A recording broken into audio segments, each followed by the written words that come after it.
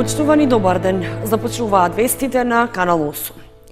За околу 1/5 е зголемен бројот на интервенции на кочанските пожарникари во текот на минатата година, при што повеќе од половината биле за гасење пожар на отворен простор. И покрај апелите и активностите за спречување на палењето оган на отворено, резултатите и понатаму се многу неповолни. Вкупно 285 излегувања на терен за гасење пожари и за технички интервенции имала територијалната противпожарна единица од Кочани во текот на минатата година. Тоа е за околу 20% повеќе во однос на 2016-та. Најголем број од интервенциите, односно 253, биле за гасење оган на отворен простор и во запалени шуми, при што била опожарена површина од над 476 хектари, што е на слично ниво со претходниот едногодишен период. Освен на отворено, пожарникарите гаселе пожари и кај 67 запалени објекти и оџаци, а во 11 случаи интервенирале при запалени патнички моторни возила. Покрај тоа имали 19 технички интервенции за асистенција при излекување повредени лица во сообраќајни несреќи, помош при поплави и слични случаи. Интервенциите биле на територијата на општините Кочани, Зрновци и Чешиново Облешево, со оглед што согласно законот за пожарникарство, кочанските пожарникари имаат надлежност да го покријат и нивниот терен. Исто така, територијалната противпожарна единица од Кочани во 5 случаи им давала помош во опрема и кадар и на противпожарните единици од општините Виница, Македонска Каменица и Делчево. Сдруженијето ИНИ, иницијатива на невработени интелектуалци од Виница, го заврши проектот со кој ги истражуваше причините и последиците од иселувањето на населението од општините Виница, Зрновци и Чешиново Облешево. На пресконференција беа представени резултатите од спроведената анкета, која покажала дека дел од иселените би се вратиле во родниот крај, доколку државата и локалните власти исполнат одредени услови. Ниските и нередовни плати, високата невработеност и партизацијата и утугеноста на институциите од граѓаните се главните причини поради кои 20% од населението во источниот плански регион заминало во странство. Такви се податоците од истражувањето што го спровело Сдруженијето иницијатива на невработени интелектуалци од Виница во рамки на проектот Афирмација на миграцијата и емиграцијата од општините Виница, Зрновци и Чешиново Облешево.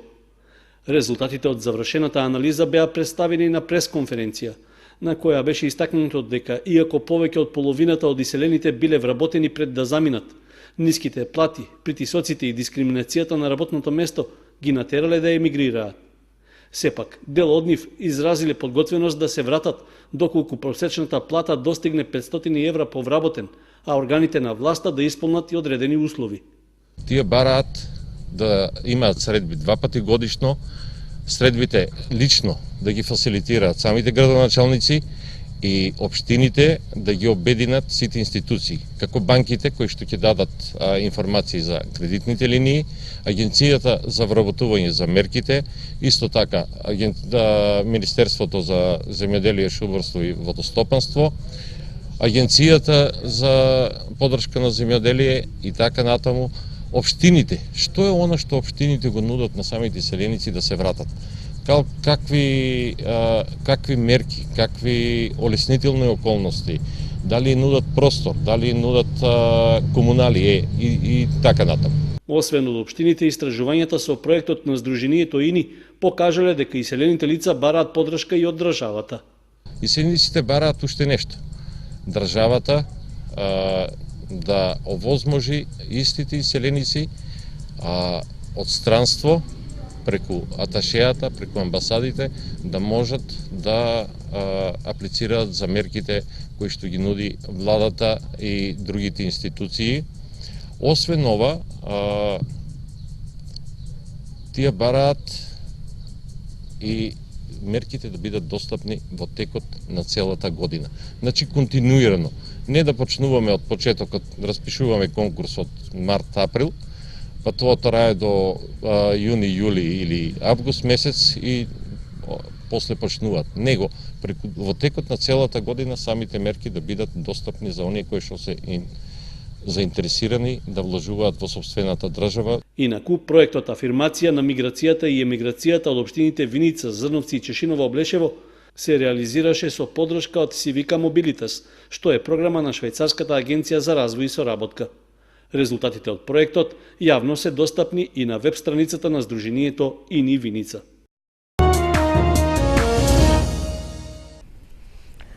По учество на учениците од гимназијата Љупчо Сантов, сега и учениците од средното училиште Гошови Кентиев се приклучуваат кон кампот за лидерство кој што секоја година го организира Младинската асоциација ИМКА од Битола во соработка со Американскиот мировен корпус.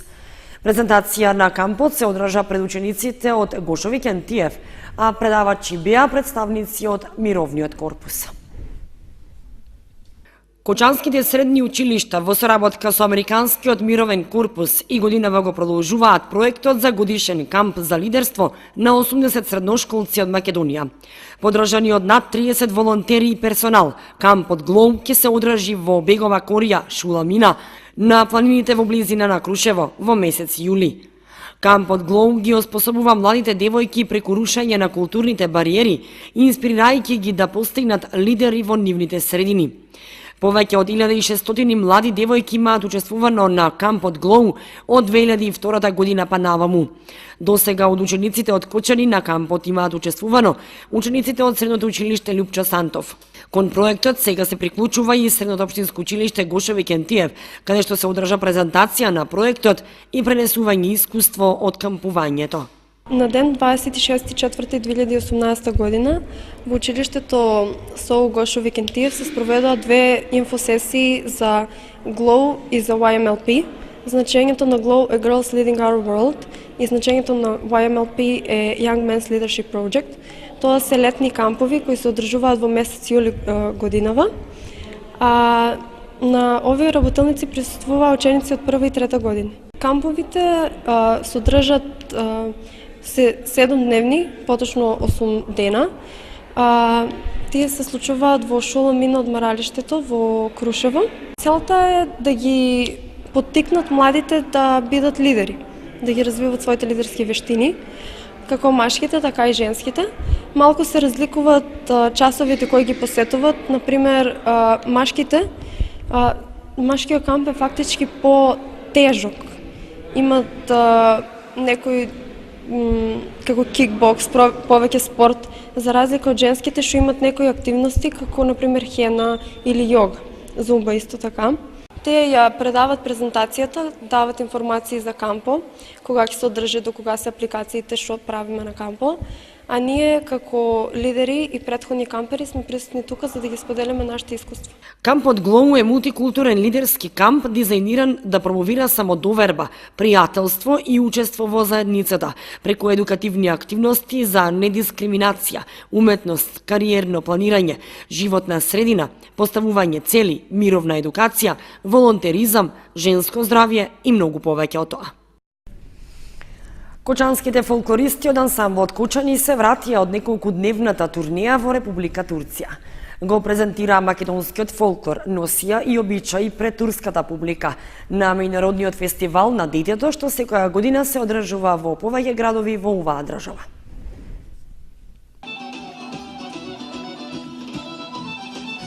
Фолклористите на фолклорниот ансамбл Кочани се вратија од неколкудневната турнеја во Чинарчик, Република Турција. Тие таму настапија на меѓународниот фестивал што по повод празникот на детето секоја година се одржува во повеќе градови во Република Турција. Кочанските фолклористи презадоволни од настапот и престојот таму, беа сместени во хотел и добро пречекани од домакините. За време на 5-дневниот престој нашите фолклористи имаа 4 настапи. Првиот настап беше во Чинарчик, каде што настапи малата група играорци со орото по Вардарие. Вториот настап во градот Арматлу, каде што средната женска група настапи со орото Тресеница. Третиот и четвртиот настап беа во Чинарчик и Малтепе, област во Истанбул, каде што големата група се представи со орото Лазаренки. Сите 3 градови во кои што настапија фолклористите се туристички места кои што се наоѓаат на морето. Освен настапот во сите градови, фолклористите имаа и дефиле, каде што продефилираа низ турските улици и ја представија македонската носија и песна. За време на неколку дневниот престој во турските градови, фолклористите имаа можност и да прошетаат во големи трговски центри за да си купат нешто за спомен, како и да бидат дел од големите и богати луна паркови кои што ги нудат турските престолнини Јалова и Чинерчик. Инаку меѓународните фестивали представуваат и можност фолклористите да се запознаат и со играорци од различни држави. А на овој меѓународен фестивал настапија фолклорни друштва од Босна, Романија, Бугарија, Грузија, Казахстан, Македонија и домакините Турција. На нашите фолклористи им предстои настап на меѓународен фестивал во градот на Розата Казанлык во Република Бугарија, а на тој фестивал ќе настапат од 1 до 4 јуни оваа година.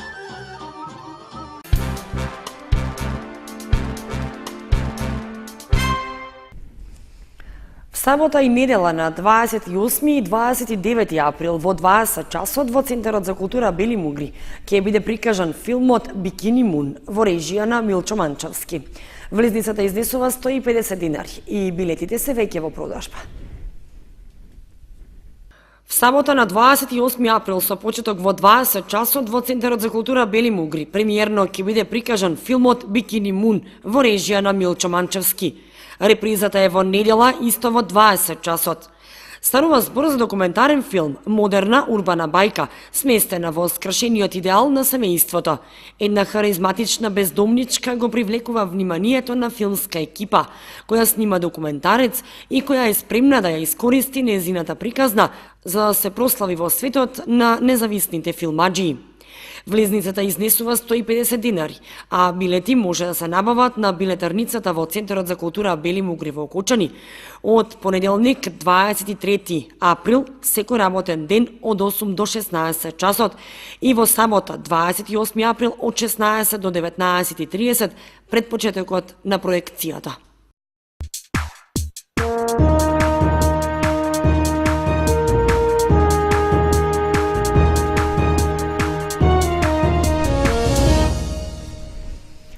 Следуваат информациите од спортот. Пинг-понгарскиот клуб Кочани во моментот е на третото место на табелата во првата пинг-понгарска лига на Македонија, но има и 2 надпревари помалку во однос на своите конкуренти од горниот дел. Според распоредот на првенството, големи се можностите да се задржи сегашната позиција или пак да се направи искачување кон врвот. Во првенството на првата пинг-понгарска лига се одиграат 12-тото и 13-тото коло, пошто постепено се насетува распоредот на екипите кои ќе се најдат во горниот дел на табелата. Меѓу нив е и пинг-понгарскиот клуб Кочани, кој е третопласиран и во моментот има 18 бода, 5 помалку од конкурентот Мултитекс од Битола.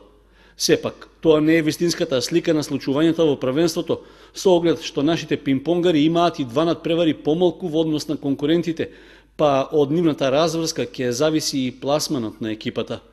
Според информациите од Пинг-понгарската федерација на Македонија, Кочанскиот клуб не го одиграл 10-тото коло со екипата на Струга, која пријавила дека има болни играчи. Сепак, досега управата на Стружани не доставила лекарски уверенија за нив, па ако тоа не го стори во наредниот период, клубот службено може да остане без бодови, како што и налага правилникот на лигата. Слична е и причината поради која нашите пинг-понгари не го одиграле и мечот со Пелистер од Битола во рамки на 13-тото коло. Битолчани исто така се пожалиле на болни играчи, но не испратиле лекарски потврди за тоа. Неофицијално причина за неодигрување на надпреварите е што овие клубови се соочуваат со финансиски проблеми, поради што од Пинг-понгарската федерација им било испратено известување дека доколку не одиграат 2 меча, ќе бидат дисквалификувани од лигата. Инаку во моментот во првата пинг-понгарска лига на првото место се наоѓа екипата на Телеком Нец од Скопје, која без ниту еден пораз досега има недостижни 26 бода. 7 каратисти од 2 кочански клуба ќе учествуваат на Балканското карате првенство што викендов ќе се одржи во Белград. По успесите на домашен терен се очекува тие да се вратат со признанија и од ова меѓународно надпреварување. Викендов во Белград ќе се одржи Балканското карате првенство за деца, на кое ќе учествуваат и 7 каратисти од Кочани. Тие, како членови на репрезентацијата, ќе ја представуваат Македонија меѓу најдобрите од Балканот, откако на изборното државно првенство се најдува меѓу најдобрите тројца во своите категории. Каратистите од Кочани веќе отпатуваа во Белград, а според информациите од нивните матични клубови, репрезентативните бојки ги бранат 11-годишните Елена Стојанова и Иван Арсов во категорија до 45 килограми, Наталија Карова во конкуренција на 12-годишници до 40 килограми и Надица Наунова во конкуренција на 11-годишници до 44 килограми како членови на карате клубот Кочани. Покрај нив на Балканското првенство учествуваат и Филип Стојанов во конкуренција на 11-годишници во категорија до 40 килограми, Благоја Тасески меѓу 13-годишниците до 40 килограми и 13-годишната Даниела Алчинова во категоријата над 54 килограми како членови на карате клубот Партизан. Со оглед на досегашните успеси што ги имаа нашите млади каратисти, може да се очекува и од Белград тие да се вратат со медали и признанија.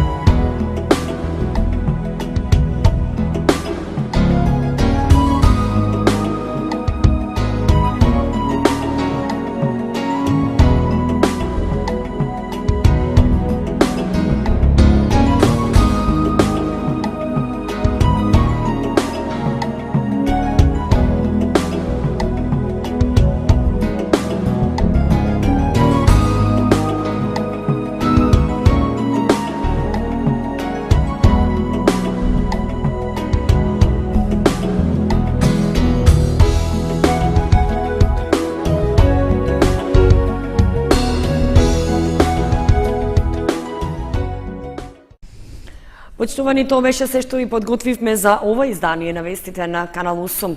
Ви благодариме што бевте со нас. Информациите ги имате и на нашата веб страница kanal8.mk. Довидување.